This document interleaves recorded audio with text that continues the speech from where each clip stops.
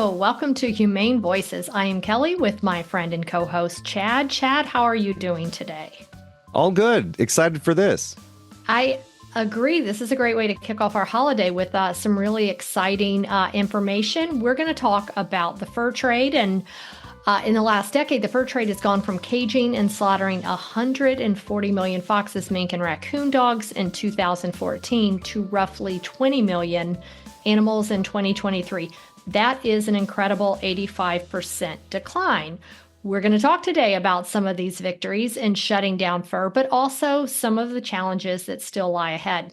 With us are the best possible folks to discuss this issue. We have PJ Smith, Director of Fashion Policy at the Humane Society of the United States, and Shelley Bryan, Senior Advisor to the Fur Free campaign at Humane Society International. PJ, Shelley, welcome to the show. Thanks for having us. Great to be here.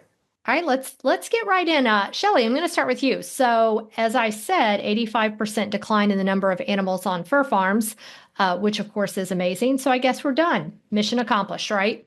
We did it. Good job, everyone. Well, that's a nice idea, and it's certainly heading in that positive direction. But of course, it's still 20 million animals too many, isn't it?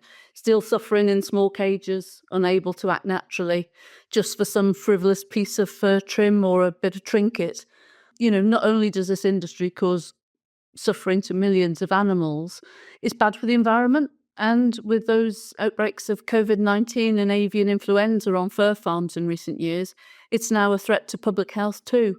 So we need to do all we can. We need to keep going. We need to encourage countries to end production, end fur sales, and we need to show how cruel this industry is. We've shown lots of investigations in recent years.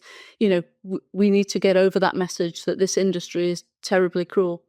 And of course, calling on designers and brands to stop selling fur too. So, we've got to end this industry for good, for the animals, for people, and the environment. And of course, we won't stop until we do just that. That's amazing. So let's go back a bit. Early in 2024, PJ, we sent up flares and organized the Fur Free Alliance. Is that what it's called? Tell us Yep. what the Fur Free Alliance is and what did we do early in 2024? Yeah, so the Fur Free Alliance is a coalition of animal welfare organizations across the globe. I think it's close to 50 organizations from dozens of countries, and all looking to end the fur trade.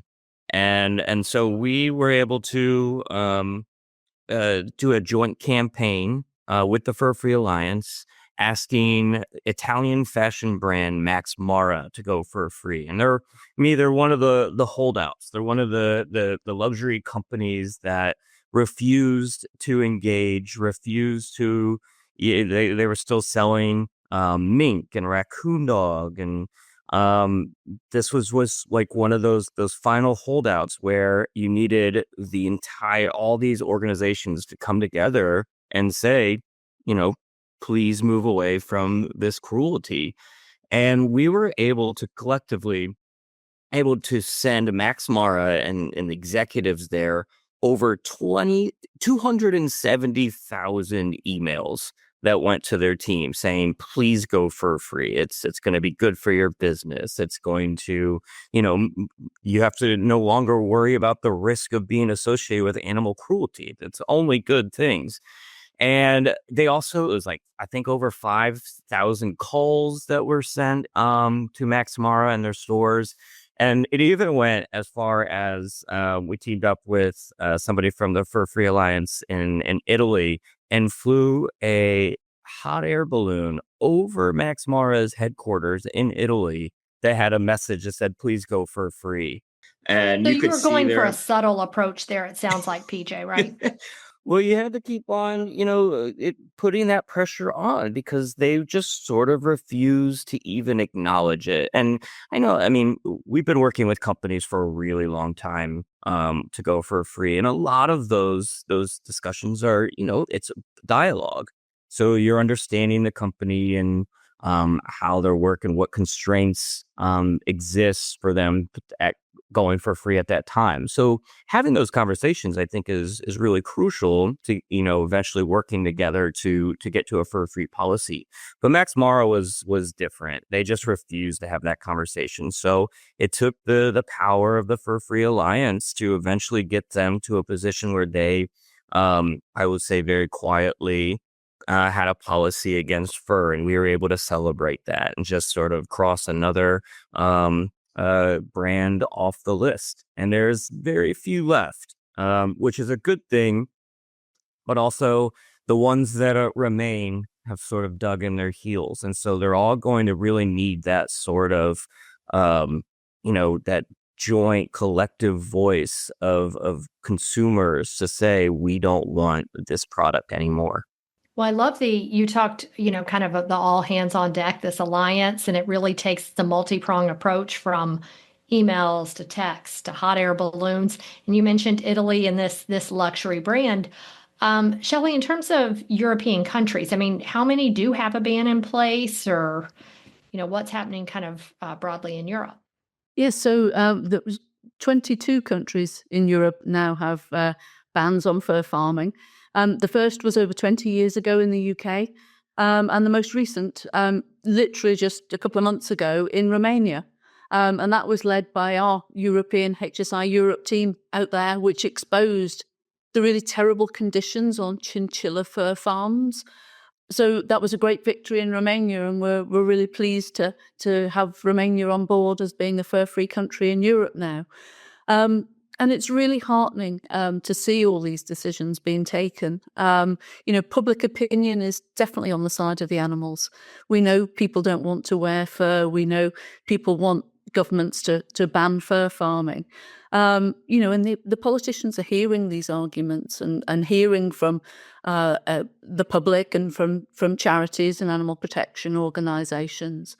All of those arguments about how bad it is for animal welfare, for public health and the environment, and these politicians are taking that positive action to close the industry down. Also, in 2023, more than 1.5 million citizens in the European Union signed a petition asking for the whole of Europe, or the whole of European Union, to ban fur farming and fur trade there. So, we're seeing some movement. We hope that the European Commission, which is now looking at that issue, will make a decision soon. They're expected to make a decision in 2026. But certainly, so many countries in Europe are taking that step and banning fur farming. I'm curious. Let's call out some bad guys here. Who are there countries in Europe that you're like, come on, man, we got to do it? Who are the holdouts that you're like, that's the one I need? Yeah, so Finland continues to farm fur. We've done a recent investigation in that country.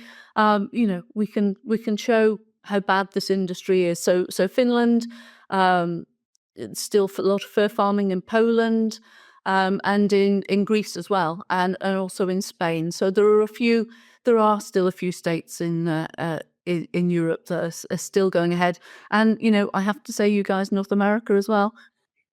Yep. Oh, man, we're calling the finger of blame is right back at us. Okay, all right, Sorry about Shelley, that. calling us out across the pond. Well, I'm going to kick it back over to you because I believe this is a little closer to home for you. So the motherland, what's happening in the UK with fur imports and sales? Yeah, Kelly. So we've been leading the Fur Free Britain campaign here in the UK for quite a few years now, and that's asking for an end to fur imports and fur sales in the UK. Because of course we banned fur farming in 2000, so we were the first country to get out there and do that. But we still import fur. We still import fur from those countries like Finland and China and Poland and North America. And so we're effectively outsourcing the cruelty here. And we want to see a real end to that double standard. We believe if it's too cruel to produce in this country, which of course we all know fur farming is too cruel to produce, then of course it should be too cruel to sell here too. So we've been asking our politicians here to ban imports and sales. So we were delighted that an MP called Ruth Jones has just introduced a bill in our Parliament that would do just that. It would ban the import of fur and also the sale of fur here. And that's a really important milestone from our campaign. So we'll be working really hard in the coming months to give that bill all the support and encourage MPs to get behind it and bring about a fur-free Britain. And I think you have maybe potentially someone from the royal family that has weighed in on this. Is that true? Yes. So the Queen, Queen Camilla, has said that she'll no longer buy any new fur products. And obviously our Queen beforehand, Queen Elizabeth II, she made that statement while she was alive a few years ago too. It's a really important, I think, and I think it goes to show the public are opposed to fur, and really we just want to see an end of it. I know we've done, I remember investigations into, and you mentioned one recently on the Finland stuff. What kind of value does that have? I think, showing that footage to the public, I feel like it's seeing something we wouldn't normally see. Is that right? Can you talk about the power of these investigations? It's really powerful, I think, because the public don't get to see what actually goes on fur farms. And people will say, the fur industry will say, it's all fine. We look after the animals, et cetera, et cetera. But of course, getting to see what's actually happening on these farms, getting to see the size of the cages, getting to see these animals pacing back and forth. It's so important that the public really understand, where this fur is coming from. And it sounds like, you've got consumer demand. People saying we don't want fur, we want alternatives. You have an alliance. You have a growing number of countries.